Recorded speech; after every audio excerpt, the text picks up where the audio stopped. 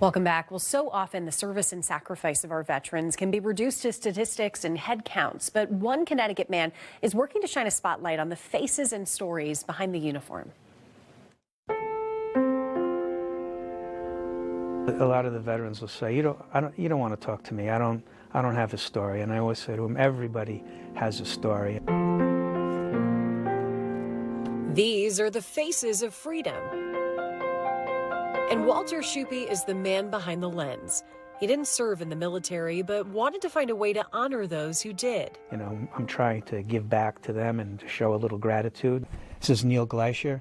He was in the Navy. He was a quartermaster on the USS Ticonderoga. Schuppe is a banker by trade, but has spent much of his retirement traveling the country, photographing and interviewing nearly 200 veterans. That includes 5 Holocaust survivors and 1 Rosie the Riveter. About 60 are from Connecticut, including Schuppe's second cousin Henry, who served in World War II. And it's not just about guys who were in combat and did great and spectacular things. It's about any veteran. For some, the awards earned in battle only tell part of the story, and it can be difficult to relive the trauma associated with it.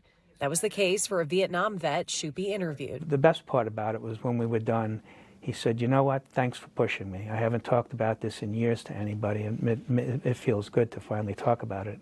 And for the families, it's often the first time they've heard these stories.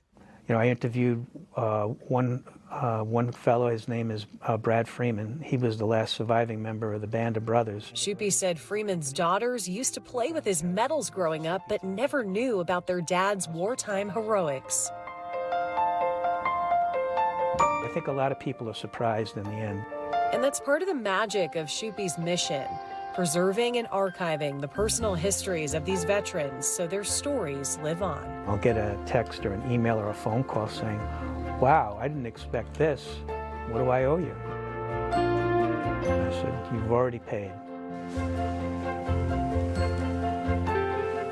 Yeah, so I first met Walter back in 2023, and it's absolutely amazing what he has done with this nonprofit. And he encourages you at home, if you know a veteran and you want their story to be shared, please reach out to him. He'd love to do as many as he can. He's at the 200 mark right now, and as I said, 60 Connecticut veterans. He wants to keep going.